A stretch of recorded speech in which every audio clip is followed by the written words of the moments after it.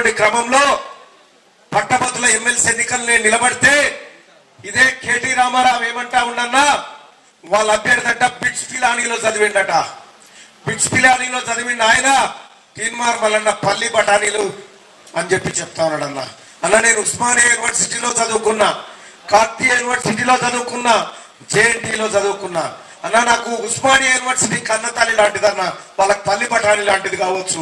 అన్న నాకు కాకతీయ యూనివర్సిటీ చదువు చెప్పిందన్న, అది నాకు కన్నతల్లి లాంటిదన్న, వాళ్ళకు తమాషా కావచ్చు, పల్లి బఠానీ కావచ్చు.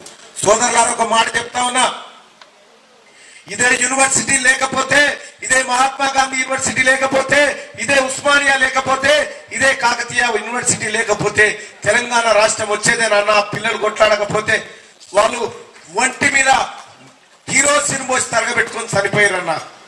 వాళ్ళని అవమానం ఇచ్చే విధంగా ఇవాళ ఉస్మానియా యూనివర్సిటీలో చదివిన వాళ్ళని, కాకతీయ యూనివర్సిటీలో చదివిన వాళ్ళని, జేఎన్టీలో చదివిన వాళ్ళని, మహాత్మా గాంధీ యూనివర్సిటీలో చదివిన వాళ్ళని పల్లి బఠానీ గాలని కల్వకుంట్ల తారక రామారావు అవమానిస్తా ఉంటే ఈ బిడ్డలు చేసిన త్యాగాలని వాళ్ళకి కనిపిస్తలేవా అని చెప్పి నేను ఒకసారి మీ అందరు గుర్తు చేయదలుచుకున్న సోదరులారా.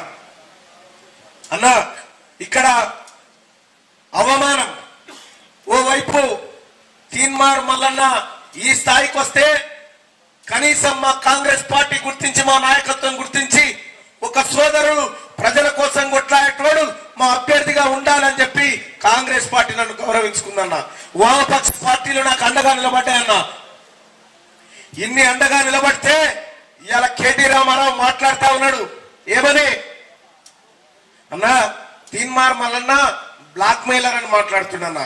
నా ఆస్తులు ప్రభుత్వానికి రాసిచ్చిన బ్లాక్ మెయిలర్ ఇట్లుంటాడా అన్న ఎక్కడన్నా? ఒక్కసారి ఆలోచన చేసుకోండి. మీరు చేసిరన్నా ఈ ప్రజల కోసం. నేను నా బిడ్డకు వచ్చిన కష్టం ఏ బిడ్డకు రావద్దని 200 మంది పిల్లలకు ఆపరేషన్లు చేయించినన్నా నేను తీన్మార్ మల్లన్న. ఇలా ఈ రకమైనటువంటి విధానంతో నేను ముందుకు పోయి నేను రైట్ టు రీకాల్ పెడతా అని చెప్పినన్నా. మీకు దమ్ముందా అది పెట్టే? సోదరులారా ఇంకంతేకాదు, ఒక తీన్మార్ మల్లన్న తెల్లంగేసుకుంటే కూడా ఓర్వట్లేదన్న టిఆర్ఎస్ పార్టీ కేటీ రామారావు. అన్న వేసుకోవద్దా?